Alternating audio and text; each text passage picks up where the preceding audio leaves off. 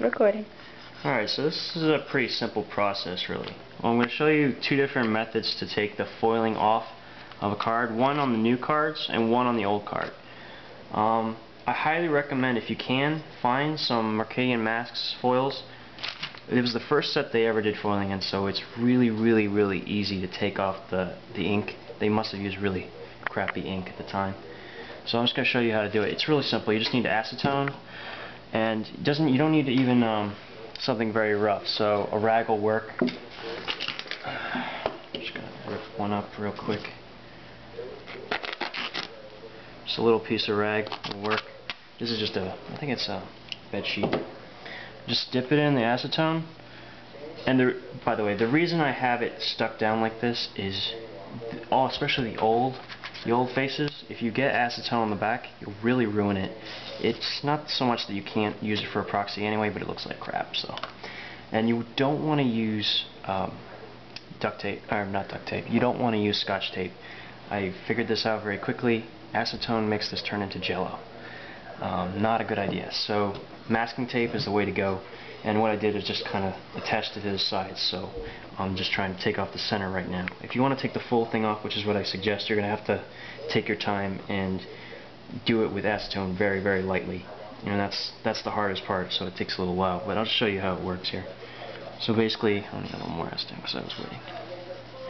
Once you start rubbing it, it should start coming off pretty quick.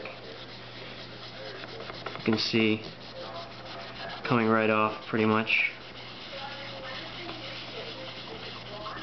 So you can see how fast it comes off on one of these Mercadian Masks lamps. And you get the basic idea. Once you get this whole thing off, it becomes a very beautiful, like, shiny surface that you can put foils on. And I'll show you what those look like in a minute. Alright, so for these, I was trying to figure out a way to use them because acetone does absolutely nothing to them.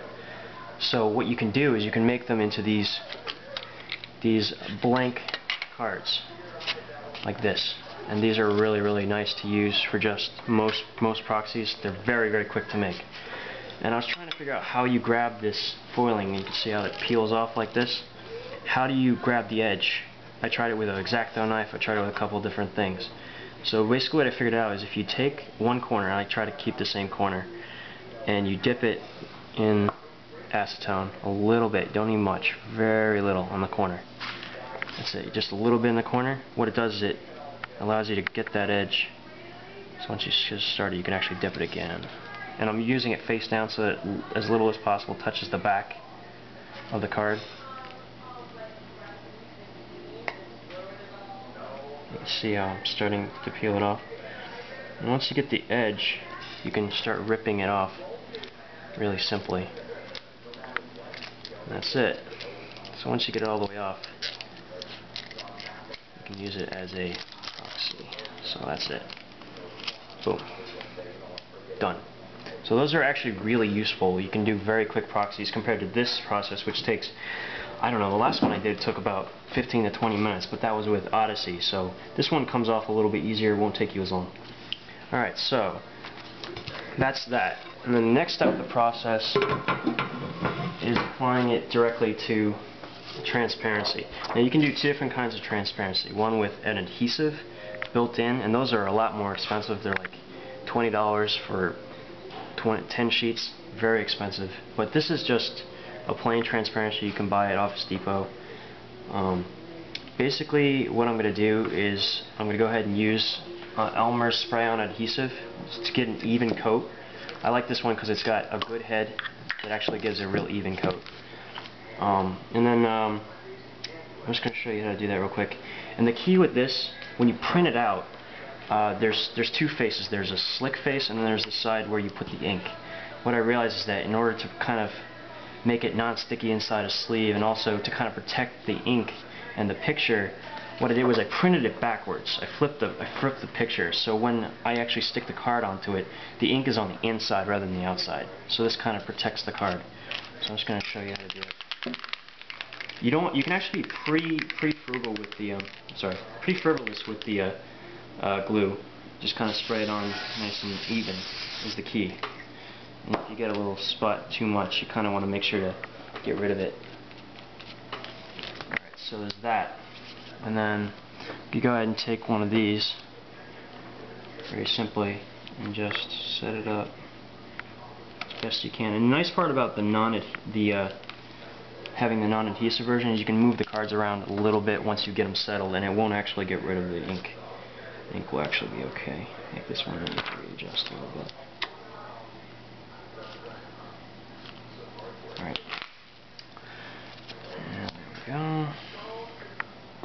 You want to put them all on at once. You don't want to do one at a time. And preferably if you have them all ready, it makes it a little bit easier. You don't get any glue drying just yet. So I kind of messed up that a little bit.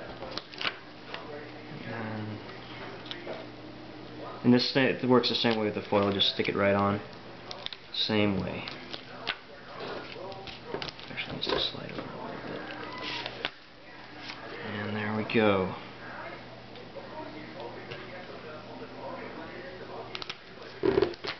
So I'm just going to show you. Like what I'm just using something flat. But basically, you're just using it to roll across, to kind of push it on a little harder. You can use a rolling pin or whatever you want, just something circular you can roll. So it makes the glue a little bit more even. You can kind of see the way it's going to look. So they come out pretty nicely, actually. And I'll show you a couple finished products. Let's see where to get that stack over here. Alright, a couple foil ones first, so you can see how nice they actually come out. This is the most recent one, so Library of Alexandria. It would have been really nice, but I had a splotch of glue that I didn't quite see, so it kind of looks a little poor. And then of course Time Walk, done by one of our friends on MTG Salvation Forums, along with of course the amazing Kaiga, which for some reason I cannot find. Unfortunate. Well, it's in here somewhere. Okay, here's a couple other ones, just basic proxies that I've done. Let's see if we can find that Kaiga.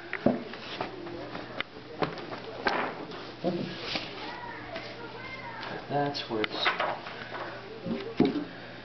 Alright, well that's unfortunate. We'll have to look for it, and then I'll upload it as a short video on the next one. Alright, that's pretty much the process. It's pretty simple, and then you have to cut it out. You can use scissors or an X-Acto knife, something probably better than this. It didn't work so well. And that's pretty much it. It's really simple, actually.